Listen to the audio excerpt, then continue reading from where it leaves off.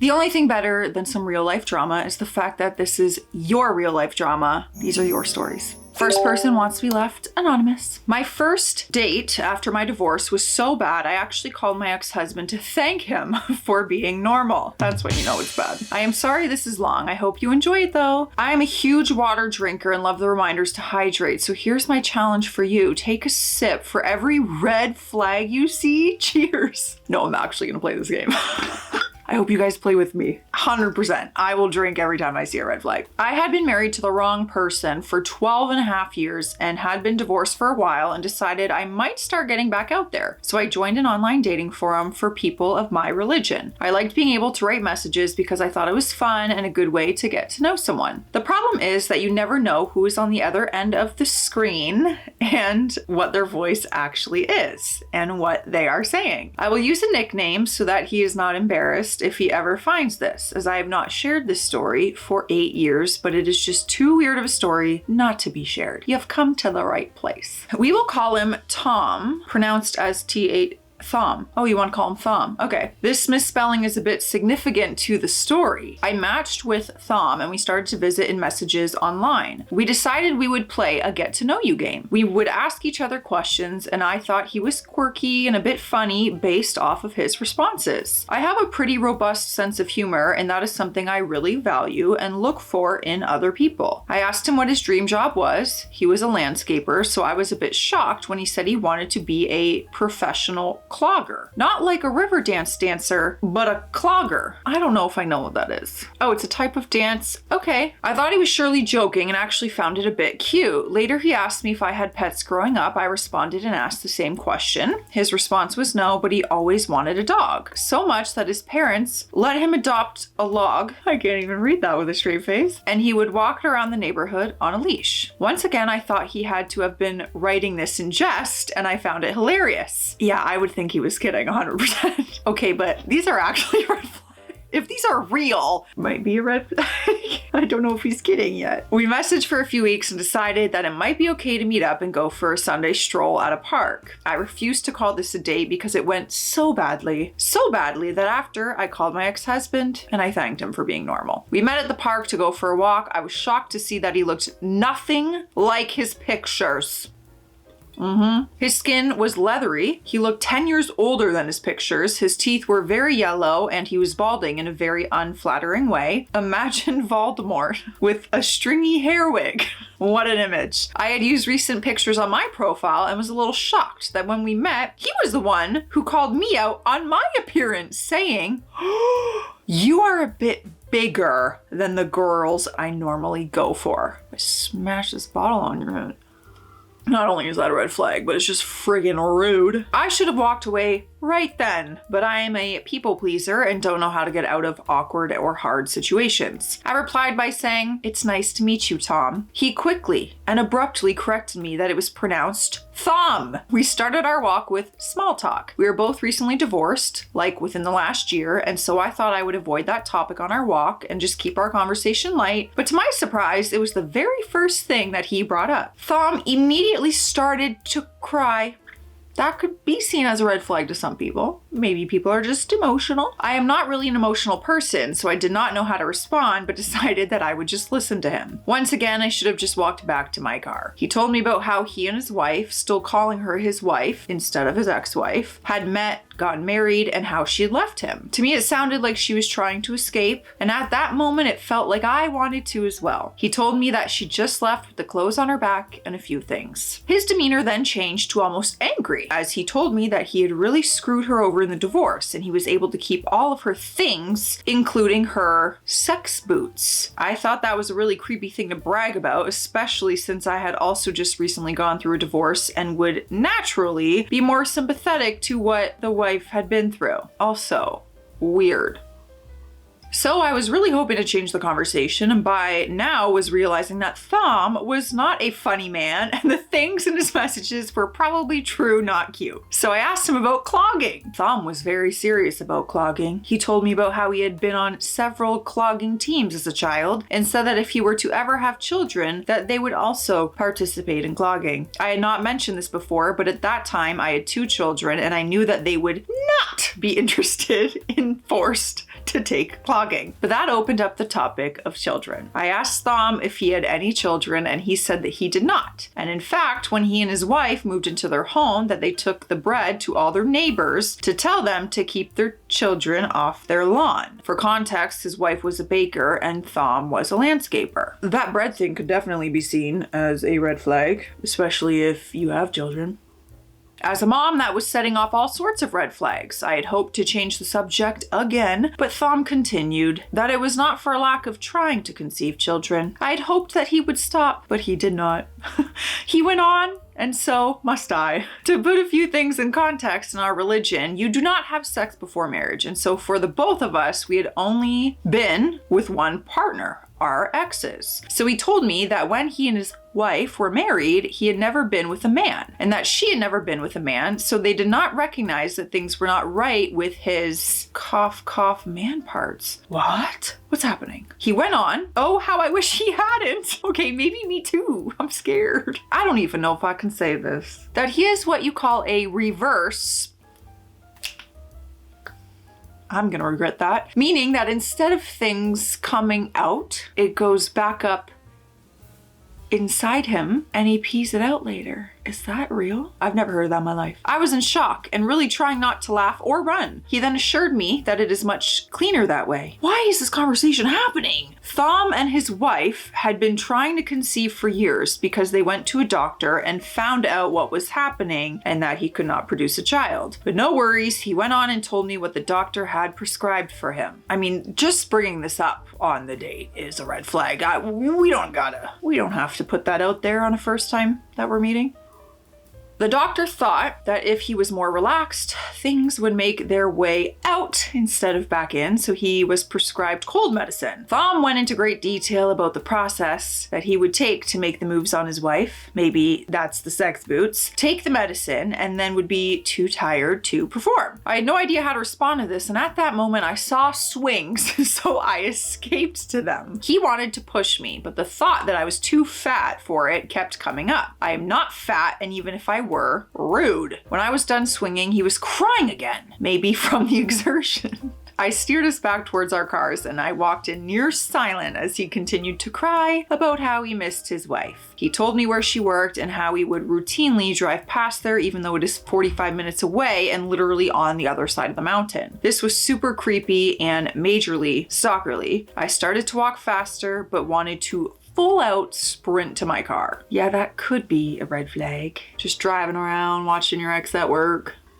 I'm not sure what he was expecting from this walk, but this is not what I was expecting at all. Or I. When we got back to the cars, he gave me a hug. It felt gross. Then Thom asked if he could see me again. I ghosted him after. Once I got to my car, I first called my sister and relayed everything that had happened. Then I called my ex. My kids were at a dinner with him as he was visiting from out of state, and really I was calling to see when to come get them. But as part of the conversation, I thanked him for being normal. I could write a million more posts to prove he is not, so that was a real stretch. Anyways, thank you so much for your videos. I love watching them. Yay! And grateful that I feel safe to share my story with you. Are you sufficiently hydrated? That is the most that I have drank in any video. Truly. If you guys played that game with me, let me know if you took more sips than I did. All right, the next person also wants to be left anonymous. This is a long story. I don't even know if I have the energy to type it all. Okay, here it goes. I was in my 40s and divorced, living life, okay? Okay. Enjoying my freedom. Me, this guy, we'll call him Charm, started to date. He was newly divorced, first of many red flags, and had a crazy ex and 3 kids. Things moved super fast. Was introduced to the family right away and saw each other all the time and wanted me to go to his kids' games. Way too fast. I had a girls' trip to Cabo planned and was preparing for this. Very excited. Didn't notice that he was upset or concerned or anything, so never talked about it. He dropped me off at the airport. I'm going to Cabo. Have a great time. I get a call from him and people are shouting and crying and it's just crazy. Mind you, I've only known him for 4 months. So I'm asking, what's wrong? What is happening? I hear he's having a breakdown. He thinks he doesn't make enough money. And I was so shocked thinking, why are they, his parents, calling me? This is so embarrassing. So finally, I hear some screams and they hang up. I'm speechless, dumbfounded. Next day, I get a call from his dad in a panicked voice. Are you pregnant with Charm's baby? What? I said, no, I'm not. Well, he said you were pregnant. I said no. So I was really concerned and started to get angry and couldn't believe that his father called me on my vacation just to ask that. So my dumbass decided to take a pregnancy test in Cabo to see if I'm preggers. I was not. Relieved, I texted his dad. They told me that he's in the hospital. Oh, and that this has happened before. This really ruined my trip. I wish that they had just not told me until I got home. I get home and he is in a psychiatric hospital. I went to see him and he acted really strange, like he didn't know me. Oh, there's some bigger issues there then. I visited him every day. This is where our story really begins. But I'm too tired to tell you all. I'll finish later. Okay. I love that in the beginning you said, I don't know if I have the energy to type it all, and you didn't. And I appreciate the honesty, but that was a whole story in itself. And truly, it's all I need. There's some bigger and more serious issues there we're not even laughing at, because we don't laugh at mental health like that. But also, quite the phone call to get 4 months after meeting someone when you're on vacation. Next one. Can you guess they want to be left anonymous? I don't blame you. For the purpose of this story, you may refer to me as Michelle and my now ex as Victor. So a long time ago, I was dating a guy. Victor was my first serious relationship and we were together for 2 years. Mind you, I was 17 and he was 19. When I became of age, we moved in together and lived together for more than 3 years. Well, things were super fantastic while living together with him for the first year and a half. But then we moved to Florida. That's when all hell broke loose. We moved to our first home in a quaint little neighborhood in Central Florida, which was a nice neighborhood. After we got settled, a week later, he suddenly informed me that he has 2 sons. What? And they wanted to come over the following week to visit. Quite the bomb to drop.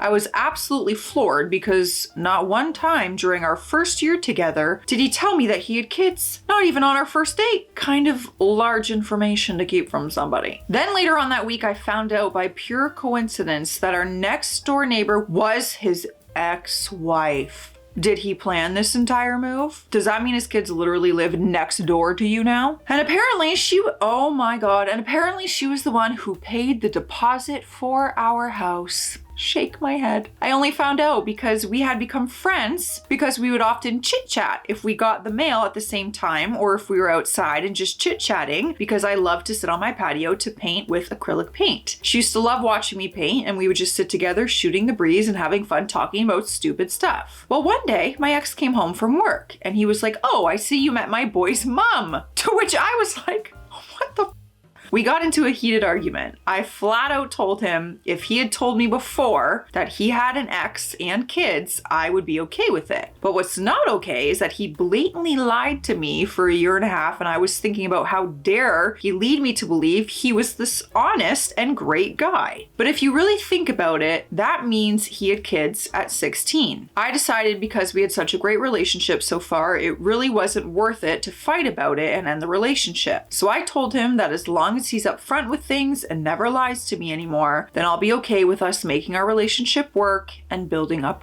the relationship. Well, 5 or 6 months came by and I suddenly started to come down sick. At some point in time, I was so sick that I couldn't hold down food and just ate it because of the flu or a stomach bug. One weekend, the boys came over to play with me, and the youngest, who was mute and 4 years old, suddenly asked me, "Okay, Mama." I was floored and I asked him, "What did you say?" And he said, "Okay, Mama." His brother got very excited and he said, "Are you okay, Mom?" And up until then, neither boys had ever called me anything other than my first name, and the youngest never spoke a word, period. I was so happy and I told them that I'm okay, just feeling under the weather. The older boys said those were his first words, that he has never called their mom Mom and would never talk at all. Since then, I started working immediately with helping him build up this vocabulary. One day, their mom walked over to me and started an argument over the fact that her son called a random stranger and will have a full-on conversation with me and never say a word to her. I shrugged and told her that maybe it has something to do with how you're raising using them. She called me a few unpleasant names that I won't say so you don't get demonetized. I really appreciate that. But a couple more weeks passed by then. I finally got fed up with his ex patronizing me over how her youngest son won't talk to her, and it didn't help that I was sick as a dog. I wasn't pregnant, for those of you wondering. I'm not gonna lie, I was wondering.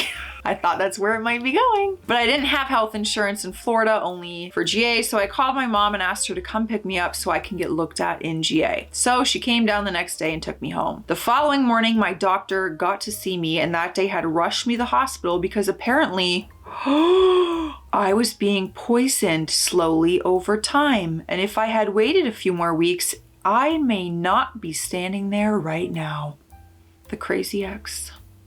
She tried to kill you. Now, I'm not sure who was the one doing it because I never went and ate at his ex's house. But when I got out of the hospital and was all well again, I sent my ex a text and I dumped him. I know I should have, but I decided at the time that I wasn't going to press charges because it would be very hard to prove who did it. And with me being big-hearted, I don't want the boys to not have a father around. But get this, here he is 30 years later, and guess who followed me on TikTok? If you guessed my ex, you win the hydration station sip of the year. And guess what else happened? TikTok got banned the next day. It's back now. And guess what I found out? Apparently my ex lives in another country now. And guess what country will not be letting them have TikTok anymore? His country. Now how's that for karma and instant gratification? Honestly, TikTok being banned is not enough for poisoning someone to me. I would want much more karma than that. Because you literally could have lost your life. Maybe it wasn't him. Maybe it was the crazy ex.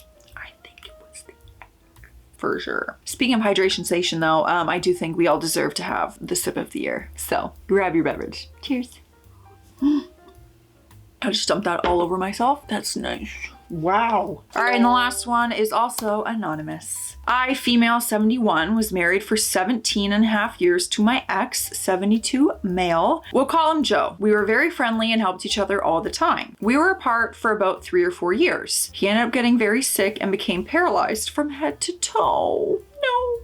That's so heartbreaking. He wound up on a ventilator, kidney dialysis, feeding tube, with all of his needs met by others. I visited him as often as I could. He was miles away and I am not healthy either. Because of our good friendship, I was still his DPOA, which is durable power of attorney for health decisions. I also handled all of his bills and protected his credit rating while he was so ill, even though I was recovering from losing half of my lung to cancer. Oh my goodness.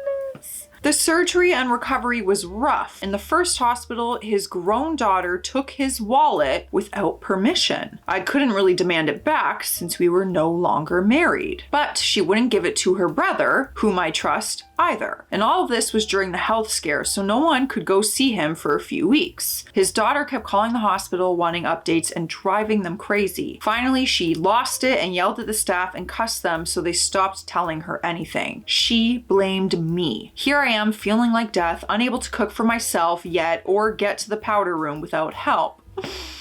My heart, I just want to hug you. My kids rock, by the way. Yay. So even though I was trying to keep her informed and be nice to her, she threatened to come to my home and beat me up. What a sicko. I figured she would eventually try to use his credit cards or something, so I had all of them frozen. Maybe a good idea. She visited him and asked for a loan, and he said yes. Keep in mind, he had no idea what was in his accounts. He didn't even know what was going on yet. The staff at the recovery place said he was still only about halfway back to himself. So when she went to an ATM and couldn't get any money, she and her live-in fella threatened to come to town and me and her brother. I called the cops. They came out and told me to never engage with her again. Totally cut her off, so I did. Meanwhile, Joe was finally released to come home. He was off the ventilator, off of dialysis, and off the feeding tube. But he could still not stand, walk, cook, bathe, or any of that, so he could not live alone anymore. My son and I took him back into our home and cared for him, waited on him hand and foot,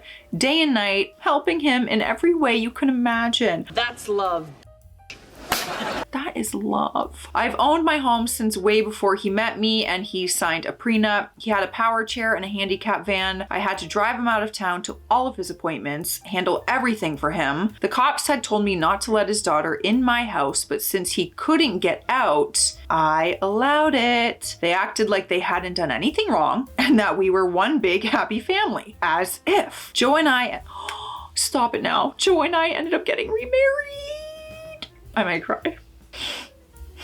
It's coming. That just makes me so happy. That's like The Notebook. Like, make that a movie. We got remarried, and good news, he eventually learned to stand, walk, cook, drive, etc. So now when she wants to see him, I insist that he go somewhere and meet with her outside my house. He has had a bad attitude about it, but I am sticking to my guns. He's still very weak and I am certainly not strong, but we will get by with my kids' help. Occasionally we will have words about my boundaries, but I will not budge. He has never had any healthy boundaries with her, but that is his deal, not mine. Edit. I should have explained a bit more. Hubby's daughter did everything she could to break us up during the 17 and a half years that we were married. Then when we split, she was mad at me. Then when Joe was slowly recovering here in my home, she was angry about that. And when we got remarried, she was furious. Can't make that girl happy no matter what. She's never liked me because she kept hoping her parents would get back together. So perhaps that helps my story make more sense. Well, I kind of figured that there was more to the story within that relationship, for sure. I'm just so happy that you guys are healthy and doing okay and you're together again.